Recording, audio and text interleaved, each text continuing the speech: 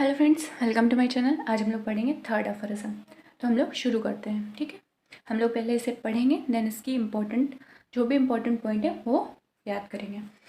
If the physicians clearly perceive what is to be cured in disease, that is to say in every individual case of the disease, knowledge of disease indication, if he clearly perceive what is curative in medicine, that is to say in each individual medicine, knowledge of medicinal power, and if he know how to adapt according to clearly defined principle what is curative in medicine to what he has discovered to be undoubtedly morbid in patient, so that the recovery must ensure to adapt it as well respect to the suitability of the medicine most appropriate according to its mode of action to the case before him। यहाँ पर क्या बात की गई है? Choice of the remedy या the indicated medicine as also in respect to the exact mode of preparation and quantity of a required यानी कि proper dose and the proper period for the repeating the dose if finally he knows the obstacle to recovery in each case and is aware how to remove them so that the restoration may be permanent, मतलब जो health होगी वो permanently restore होगी, and then he understand how to treat judiciously and rationally and he is a true practitioner of the healing art. ये इतनी लंबी चौड़ी हमारी थर्ड एफोरिज्म है इसे, और ये बहुत इंपॉर्टेंट एफोरिज्म है, तो ये बहुत अच्छे से पढ़नी है, तो ये ध्यान से समझिएगा।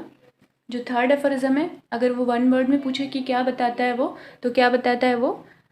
फिजिशियंस की क्वालिफिकेशंस के बारे में बताता है, या नॉलेज ऑफ फिजिशियन या क्वालिफिकेशन ऑफ द फिजिशियन जो होता है वो हमें थर्ड एफोरिज्म बताता है, ठीक है। अब इसे हम लोग एक्सप्लेन करते हैं, डिटेल में समझते हैं।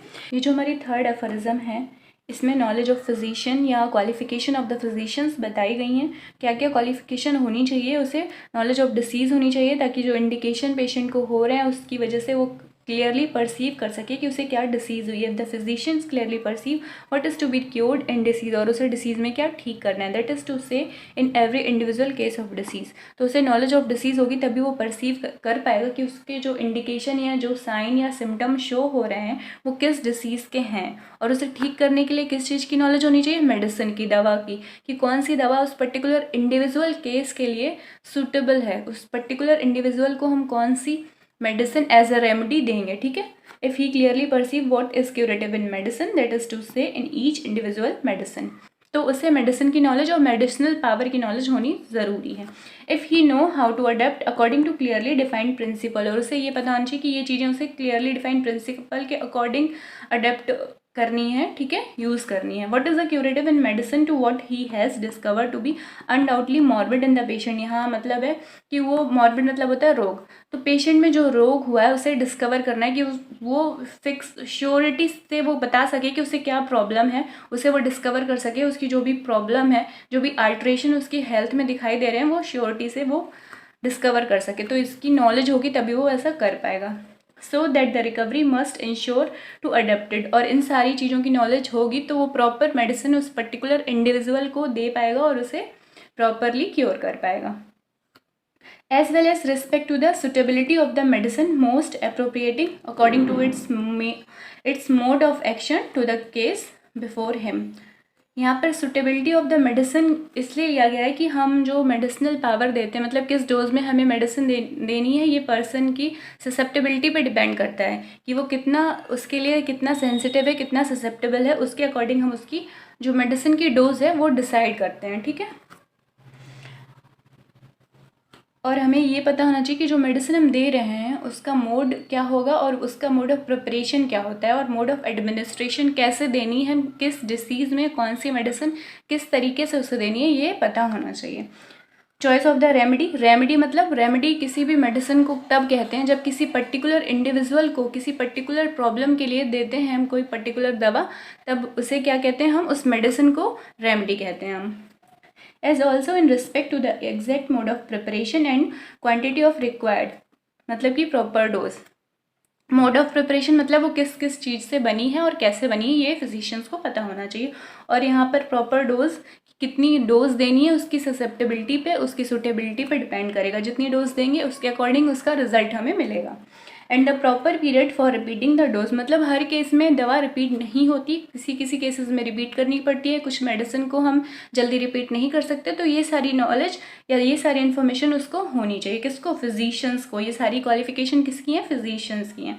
If finally he know the obstacle to recovery in each case and is aware how to remove them, मतलब अगर ये सारी चीज़ों से पता है, क्या ये सारी चीज़ें उसके साथ साथ उसे ये पता है कि ऑब्स्टिकल क्या आ रहा है क्योर करने में, तो वो उसे क्या कर पाएगा, उस ऑब्स्टिकल को रिमूव कर पाएगा, सो दैट द रिस्टोरेशन में बी परमानेंट, मतलब रिस्टोरेशन क्या, हेल्थ का रिस्टोरेशन हो रहा है यहाँ पे।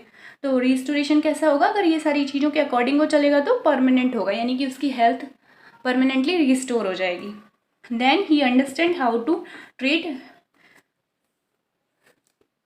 Then he understand how to treat judicially and rationally and he is a true practitioner of the healing art। यहाँ पर understand how to treat judicially और rationally का मतलब क्या है, वहाँ पे उसे उस सही तरीके से प्रॉपरली दिमाग लगाते हुए बुद्धि विवेक के साथ उसे ठीक करना है। अगर ये सारी क्वालिटीज़ उसमें हैं तो वो कैसा होगा, ट्रू प्रैक्टिशनर होगा उस हीलिंग आर्ट का। तो इसके जो इम्पॉर्टेंट कैरेक्टर है वो फिर से देख लेते हैं। तो थर्ड अफोरिज्म, अगर वन वर्ड में कोई पूछे कि आपको क्या बताती है, तो क्या बताती है, नॉलेज ऑफ द फिजिशियन, यानी कि फिजिशियंस को क्या क्या नॉलेज होनी चाहिए, उसकी क्वालिफिकेशंस क्या होनी चाहिए, ये हमें बताती है थर्ड अफोरिज्म। ठीक है, इसमें इंपॉर्टेंट चीज़ क्या है, नॉलेज ऑफ डिसीज़ होनी चाहिए, ताकि डिसीज़ और इंडिकेशन क्या होते हैं उस डिसीज़ के, ताकि वो जो पर्सन लेके आया प्रॉब्लम अपनी, उसके अकॉर्डिंग आप डिसाइड कर सकें कि उसे कौन सी बीमारी हुई है। अगर आपको पता ही नहीं होगा कि किस बीमारी के क्या सिम्टम होते हैं तो आप उसे ट्रीट नहीं कर पाएंगे और प्रॉपर रिजल्ट पे नहीं पहुंच पाएंगे कि हाँ उसे कौन सी प्रॉब्लम हुई है। ठीक है, तो नॉलेज ऑफ डिसीज़ होनी चाहिए, नॉलेज ऑफ मेडिसिन, क्योंकि हम पर्टिकुलर केस में एक पर्टिकुलर मेडिसिन देते हैं इंडिविजुअल के बेसिस पे, उसकी बीमारी के बेसिस पे, तो हमें मेडिसिन की नॉलेज होनी चाहिए। हम जो मेडिसिन अप्लाई करते हैं वो 3 तरीके से करते हैं, या एडमिनिस्ट्रेशन जो होता है वो 3 तरीके से करते हैं हम अपनी मेडिसिन का, एक तो ओरल, दूसरा ऑल्फेक्शन और तीसरा स्किन के थ्रू। ठीक है, तो हमें किस केस में, यानी कि किस डिसीज़ में किस तरीके से दवा देनी है ये भी हमें पता होना चाहिए। तो knowledge of application of medicine on disease. ठीक है, choice of the indicated remedy, मतलब हमने डिसीज़ देख ली, उसके अकॉर्डिंग मेडिसिन क्या क्या हो सकती है, लेकिन हमें पर्टिकुलर एक ही मेडिसिन देनी है तो हमें रेमेडी का सिलेक्शन आना चाहिए। तो choice of a indicated remedy. Preparation of the medicine, medicine की प्रिपरेशन कैसे हुई है ये बताता है कि उसमें क्या क्या व्हीकल या क्या इंग्रेडिएंट यूज़ हुआ है। ठीक है, तो ये हमें पता होना चाहिए, preparation of the medicine. Knowledge of a proper dose and repetition, ये इसलिए ज़रूरी है कि हमें कौन सी दवा कितने ड्यूरेशन में रिपीट करनी है और किस केस में रिपीट करनी है ये हमें पता होना चाहिए, और किस पर्सन की ससेप्टेबिलिटी कितनी है कि उसके अकॉर्डिंग हमें उसे वो दवा या उसकी वो पोटेंसी सेलेक्ट करनी है। How to remove obstacle to cure, यहाँ पर how to remove obstacle to cure मतलब उसमें क्या रुकावट आ रही है। फॉर एग्जाम्पल, अगर कोई लंग्स का पेशेंट है, उसे लंग्स से रिलेटेड कोई प्रॉब्लम हो रही है और वो स्टोन इंडस्ट्री में काम कर रहा है, तो जब तक वो उस स्टोन इंडस्ट्री में काम करता रहेगा हम उसकी प्रॉब्लम को कम्प्लीटली क्योर नहीं कर पाएंगे। क्यों? क्योंकि वो उसके क्योर में ऑब्स्टिकल की तरह प्ले करेगा रोल। ठीक है, तो हमें पता होना चाहिए कि हमें कौन सा ऑब्स्टिकल रिमूव करना है उसे क्योर करने के लिए। He understand how to treat judiciously and rationally, treat judiciously और रेशनली का मतलब क्या है, रेशनली मतलब उसे अपना बुद्धि और विवेक लगाना है और न्यायपूर्वक उसे ठीक करना है उस पेशेंट को। ठीक है, तो अगर ये सारी क्वालिटीज़ उसमें होंगी तो वो क्या होगा, ट्रू प्रैक्टिशनर होगा हीलिंग आर्ट का। ये हमारी थर्ड एफोरिज्म कंप्लीट हो गई। तो वीडियो पसंद आई हो तो प्लीज़ लाइक शेयर सब्सक्राइब करें चैनल को। फिर मिलेंगे फोर्थ एफोरिज्म के साथ। Thanks for watching, bye bye.